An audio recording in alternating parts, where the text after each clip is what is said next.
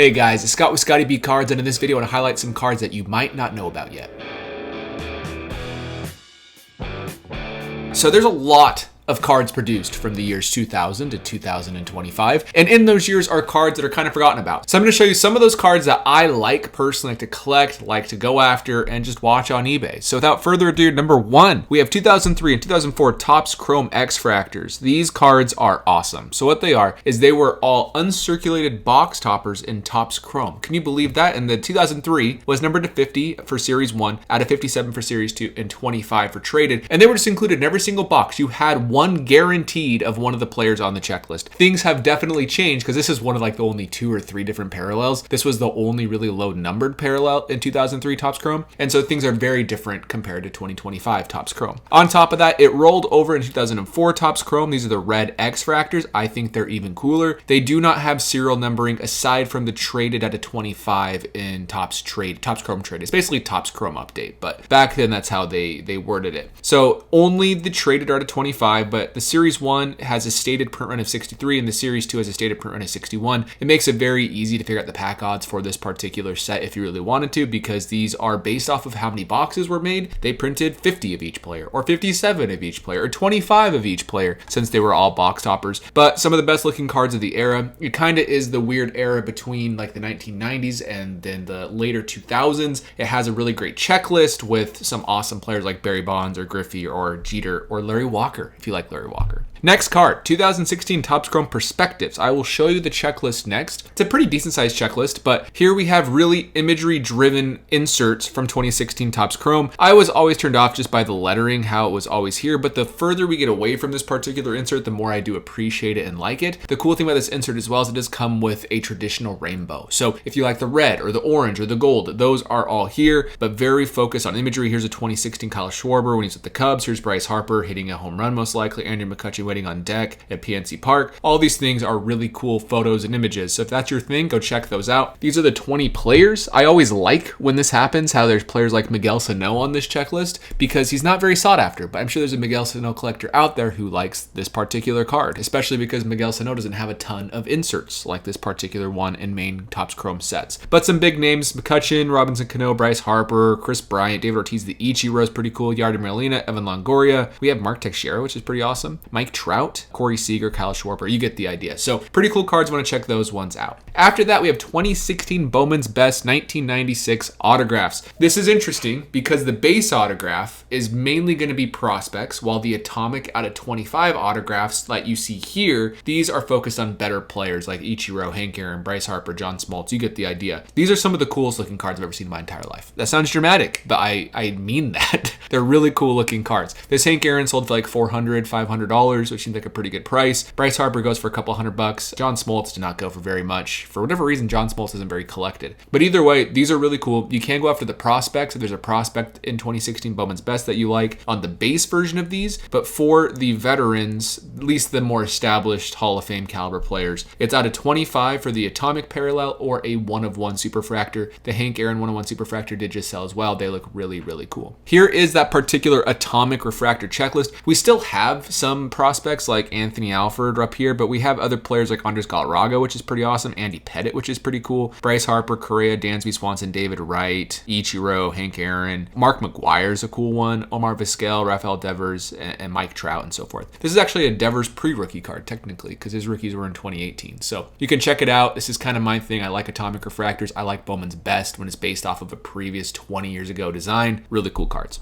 After which, we're going to follow it up with just 2016 Bowman's Best 1996 inserts. So these are cheap, and I think it's fun to throw cheap cards on here because sometimes they're expensive, like the ones I just showed. You can go get these for not very expensive, and they look great. I think these are a couple dollars for the base refractor-ish version plus the atomic. They're not very expensive, but there is, I believe, only one parallel. I could be mistaken there, but it's out of 35 orange, like you can see with this Conseco right here. Here is the entire checklist if you want to check that out. A lot of similar names. but overall pretty cool. Next up, 2010 Topps Finest. We're going to be talking about an entire set. We all know and love 2011 Topps Finest, but 2010 Topps Finest I think is just as cool. Maybe not quite as strong of a checklist because Mike Trout's not on there and other Hall of Fame rookies aren't on there, but we do have some of the best looking designs ever, especially the way that they shine and refract. Here we have the red refractor Derek Jeter at a 25, the blue refractor Chipper Jones. This is about a 399. We have the gold Mariano Rivera at a 50, and even the base at a 699 refractors look fantastic. They do feature the team logo behind them, and that's all the card is, plus an action shot of the player. I think they're great. So if there's a player you like on this checklist, go get a base refractor. They'll look really cool on a display if you're doing a YouTube video as an example. But overall, I really like 2010 Topps Finest. 2010, 2011, and 2012, some of the best years of Topps Finest, especially since the 1990s. You can't beat it. They're an awesome set. After that, 2013, 14, they do okay, and then it kind of goes downhill. But for those 3 years, Topps Finest was peak for sure.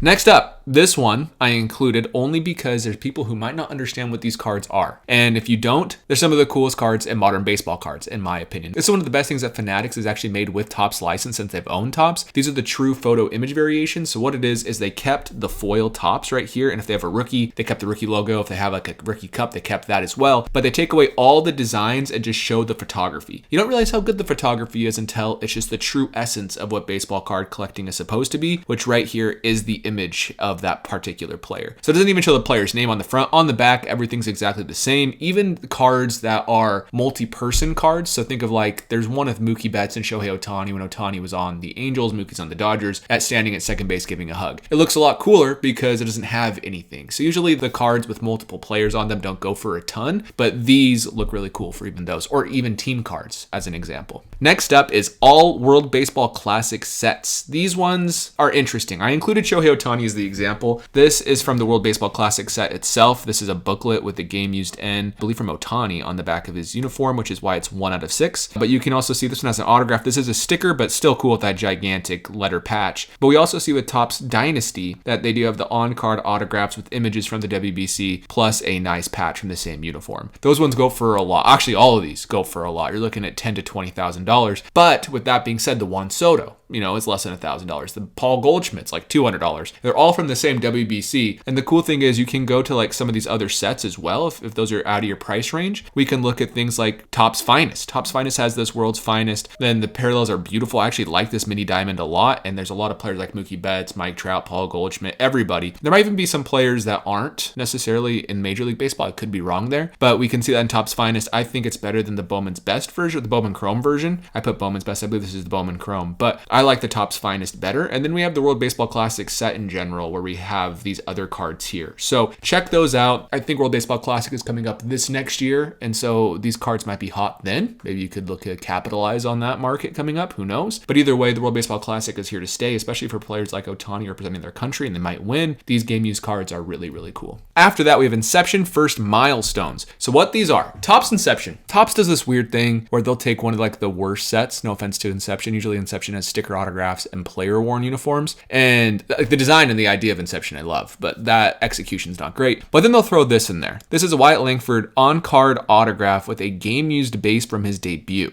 Like, how random and cool is that? And you can even see on the back of it, we have the sticker to verify like where inning it came from, all that cool stuff, that it is game used, certified game used. That's awesome. So these are just kind of inserted in there secretly. So if you have a player you like, you can go after these cards. And sometimes there's even like the MLB logo from the base. So you can get basically like a logo man autograph. It's not a game worn, but it's actually a rookie debut game used. And you can even see on this Wyatt Langford, he has the rookie debut patch right here to even show that it's a rookie debut base, which is awesome. Really random. They go for a lot less than rookie debut patch autographs, but can still tie you to that rookie debut game. Imagine if an Ohtani had one of these. Those would be insane for his rookie debut. So Inception, really random set to put these really big cards in, which has kind of held them back a little bit, but maybe you can check it out and find a card of your guy if you're interested. And lastly is Topps Dynasty on this day. These cards are really cool because they feature the actual copy on the back saying what happened on the day they wore that uniform. Plus they have the sticker authenticating that uniform came from that day. So we can see for this Mike Trout, it says on this day, August 1st, 2017. And then it talks about what he did. So Trout singled twice, walked, and scored a pair of runs in that game. Then we can see this Bryce Harper. He went 3 for 4 with a home run with this uniform. This Juan Soto on September 16, 2022. He had his 5th game with 3+ RBIs on the season. Pretty cool. A first for the Padres and 37th of his career. So it is just cool to see this all here. So overall, those are some of the cards. Hopefully there's a good mix of mid-end, high-end, low-end. Check those sets out. Let me know in the comments down below if you like this type of video. I like making them, but if you do like them, make sure you share it, make sure you comment, make sure you like. That way they perform better and I can justify making them. So other than that, thank you for watching and I'll see you in the next video.